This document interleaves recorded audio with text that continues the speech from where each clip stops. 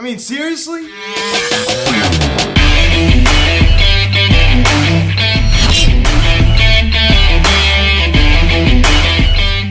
Yo, what is going on, everybody? Welcome to Phillies Social Media to recap in tonight's game between the Philadelphia Phillies and the Chicago Cubs. As the Phillies lose 6-2 to the Cubs as they drop the second game of this three-game series, lose the series to this bad Cubs team. Now, guys, before you end this video, please subscribe if you haven't yet. Please do engage the bell. Please like this video, comment on this video, share this video, and let's get into this. So we waste a good start tonight out of Zach Wheeler. I mean, that certainly was a bounce-back start for sure, going 7 innings and only allowing 3 hits, striking out 6 as he lowers his ERA down to 2.78.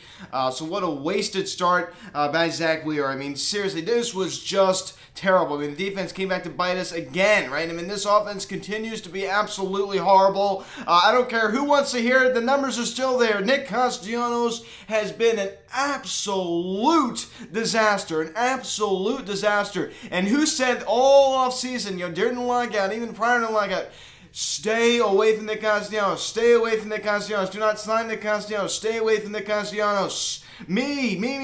I was on the Kyle Schwarber train, signed Kyle Schwarber all off season. I was on the signed Kyle Schwarber train, and that is because he's an on-base machine. He consistently hits home runs. Yes, I understand the average isn't there, but who really cares about the average? I care more about the OPS. Of course, I'm not happy with the average around 207, but it's better than hitting around 245, and your OPS is around 660. I'll say that. And that's Nick Castellanos. So I am just tired of this. Of course, I was happy when we signed Nick Castellanos. I mean, hey, he had a great year last year. So we signed him. Of course, I'm not going to be mad that we signed the guy. I didn't want to sign him because I didn't really think it made a whole lot of sense for our team. But when we did do it, I'm like, hey, okay, he had a great year last year with the Reds. Of course, I was happy about it when we signed him. But I was not pushing hard for the Phillies to sign Nick Castellanos. That is for sure. Let's pick up the scoring summary here on the top of the second inning. Nico homers on a fly ball to left field. A solo shot, his 6th of the season off of Zach Wheeler. 1-0 Chicago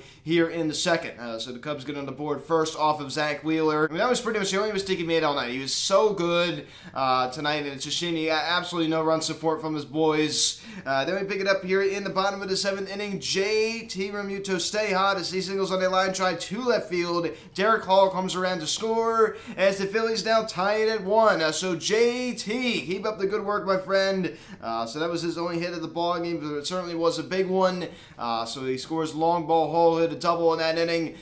So he was able to get the job done. He's definitely been a better clutch hitter than in years prior. He's definitely done a better job at runners scoring position recently. There's no question about it. Then we pick it up here in the top of the 10th. Frank Schwindel hits a ground ball to third, and Alpum comes home with it. Kind of took a little bit of a weird hopping. The throw was just way late, and unfortunately, Homer was able to come around and score as the Cubs now take a 2-1 lead. Wasn't even close. The throw was a mile late. He pretty much was, finishing crossing home plate by the time the throw got there. Of course, they had a bigger mistake from Bowman to come a little bit later. So 2-1 Cubs. Then we pick it up here in the same inning. Christopher Morel signals on the line drive to right field. As Frank Schwindel comes around to score as it's now 3-1 in Chicago. So then they have a 2-run lead. So pretty much knew the ball game was over at that point, especially the way the Phillies were swinging the bats. Then in the same inning, we just had an insult to injury just to put it away as Nelson Velasquez hits a ground ball to third right through Alec Boehm's legs. And in the left field, David Bodie and Christopher Morel come around to score as it's now a 5-1 Cubs lead. They just were tiling it on here off of Jose Alvarado. Of course, wasn't very good in this inning, not at all. I mean, he definitely deserved to get smacked with a loss. I'll get to him in a little bit, but I mean, the defense certainly didn't help him. Alec Boehm, he could say what he wants about not liking Philly. I mean, how about you make the routine plays, man? How about you make those plays? I understand that ball was hit, pretty hard, but I mean, an average third baseman should feel that perfectly. I mean, I'm sorry. That was a huge blow to score 2, and that really put the game out of reach at that point. Then we pick it up here in the same inning. Wilson Contreras doubles on a line drive to left field. Nelson Velasquez comes around to score, and that was Contreras' 19th double of the season. An insurance run, not that he really needed it. And it's now 6-1 Chicago. So now we're up by 5. So you feel pretty good going into that bottom of the ninth inning, especially against a Phillies team that has not done a good job at scoring runs. But of course, we're going to score in the bottom of the 10th inning. Of course, we always do that, right? We couldn't do it in the bottom of the 9th. Yeah, granted, there wasn't a runner on second here in this inning, but still. As Alec Bohm grounds out the short, and Bryson Stott comes around to score, as the Phillies get a little closer, now a 6-2 ball game, and that would be your final, as we lose by 4 and drop 2 of 3 to the Cubs. So we're going to have to hope to not get swept out by a team that was coming into this series 22 games under 500. So 22 under coming into the series. We are just praying and hoping we do not get swept by these guys. I mean, seriously, this is just pathetic. What we're witnessing right now. And Kyle Schwarber out of the wheelhouse by his performance when he was able to draw a walk. At least he actually walks, unlike Nick Castellanos. An 820 OPS. He's definitely still been kind of free-falling with that batting average, which isn't very good to see. But of course, he is still hitting the home runs, that's for sure. But we need to see that average a little bit higher. And Rhys Hoskins, it was a performance tonight, also going down in strikes as well. But there are a lot of bad calls tonight. And the umpires just continue to be awful. And not just on the Phillies side, also on the Cubs side. Odd pitches that were off the black being called strikes, and vice versa. David Ross, Cubs manager David Ross, was ejected from the game for arguing balls and strikes. Of course, I was there at the game with friend of pod Phillies updates. Nick Castellanos, of course, he does nothing. First of all, not only is he doing nothing, but he is just not producing a runner scoring position at all. The opportunities that this guy's had, not just in his game, but to this year, he just isn't producing. If you really want to know how bad he has been, not only is he hitting 245, which is really, isn't this interesting? Almost 40 points higher than Schwarb's average. He has a 656 OPS. Nick Castellanos has a 656 OPS. He only has 8 home runs, a 290 on base percentage, a 290 on base percentage. This guy has just been terrible. He doesn't have a good range as a right fielder. I'm not really going to harp on that too much, simply because he isn't really, made to be out there every single day, because he's supposed to platoon, DH and, play left field with Schwarb. So that was the original plan. But of course, due to the obvious, he wasn't able to do that because of Harp's UCL tear. And now, of course, Harp was, with the fractured left thumb. But I'm not really gonna talk too much about that because I don't really believe it's that relevant. But it's certainly relevant when the guy has a 290 on base percentage and a 656 OPS. Derek Cole, it was a big one. It was that double, and he also scored the first one of the ball game for the Phils. And he also was able to draw a walk down, hitting 277 on the year. And his OPS sits at 909. This guy has been great. He's really come up and produced well. 9 RBIs for Derek Hall. JT Muto, when it was a big one, that line drive single to left field to score Derek Hall, of course. So that was nice to see out of JT. So another clutch hit right there. Something you don't really see too often. Bryson Stott gets to start at second. He's able to collect a hit and draw a walk as well. Pretty productive night for Bryson Stott. A 188 average now. His OPS still sits at 564. So it's slowly improving. And Didi Gregorius gets a start at short. He was actually able to collect a knock tonight. Something you not really see too often, that's for sure. And Alec Bohm, getting that RBI ground out to score. Bryson Stott also collecting a knock as well. But it's making a treacherous error there in that top of the 10th inning. The ball game is over anyway, pretty much, but that was just adding insult to injury. The ball goes right through the legs. That was just awful. That's a play that every average third baseman should be able to make. And Duber Herrera, why in the world is this guy getting playing time? It's because Marcus Stroman, a right-hander on the mound, God forbid, we put Matt Vuring in the lineup and have a righty-righty matchup. My goodness gracious, we can't do that. You can't even talk about it because it's just, oh my gosh, we can't do it. So of course we're gonna have to put a guy that swings at pitches that bounces to play. We're gonna put him in the lineup because we have to make it righty lefty. So I don't care about the righty lefty in this situation. Matt Vuring is clearly the better option, and it's funny because when he came into the ball game later on, of course he would later come on to hit a double. Of course we didn't get him in because we never can get the job done for his scoring position. But this guy is clearly the better option over Duber, and not only is he a better defender, he's just much better at the plate. Much more confidence in Matt Vuring than I do Duber Herrera. So another measly night. We only collect 6 hits, so we collected 6 hits 2 nights in a row. We also only walked 3 times. 3 times. We were out hit 7-6.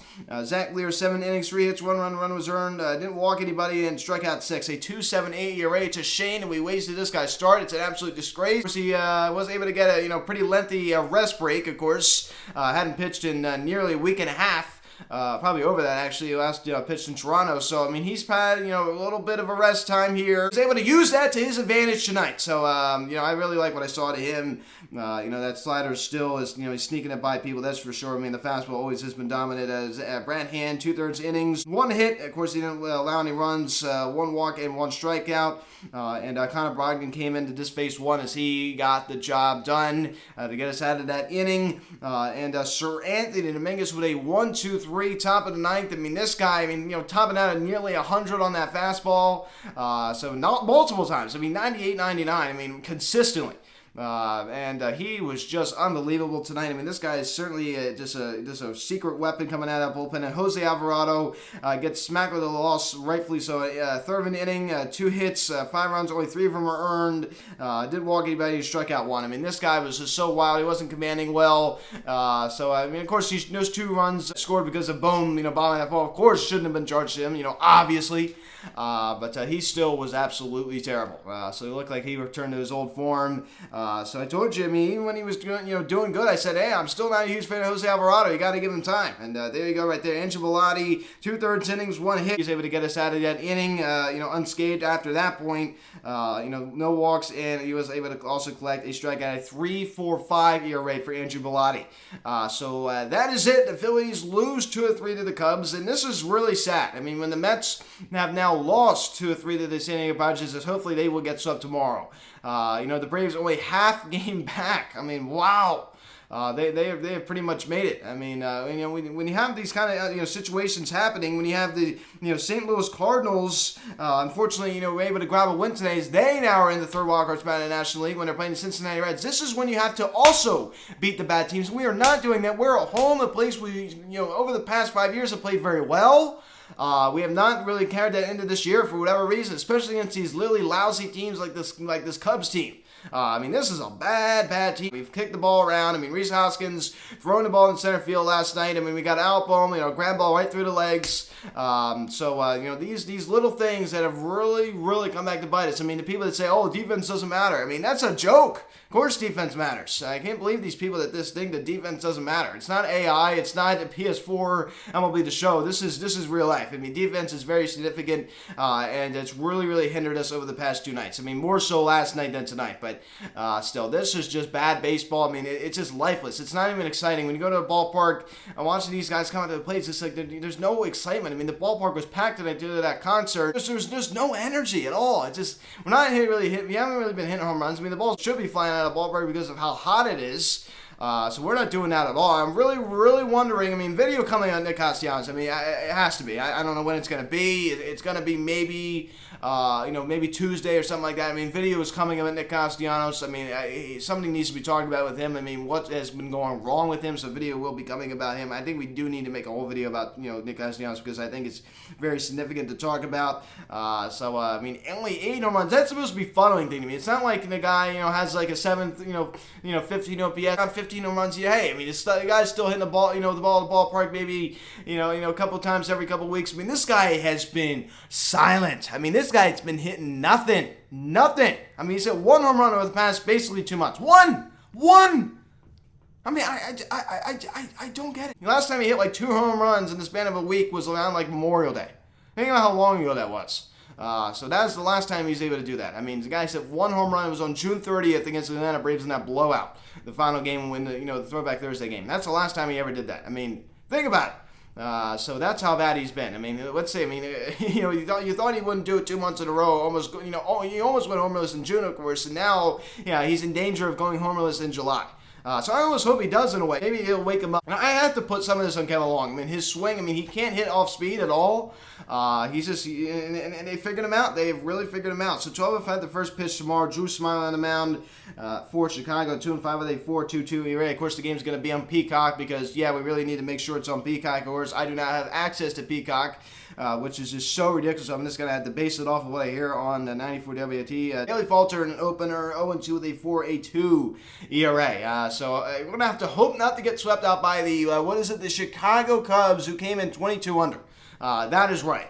So this is this Phillies team. This is what they do. So guys, thanks so much for watching this video. Please subscribe if you haven't yet. Please don't get your bell. Please like this video, comment on this video, share this video, check out the social media. Link in the description section at Phillies Hot Stove Media, Instagram. Follow me on Twitter at PHotStove Media. Call or text 267-225-3392. Email me, PhilliesHotStoveMedia@gmail.com. So guys, thanks so much for watching. I'm Luke, and I'll talk to you later. Let's go, Phils. See you guys.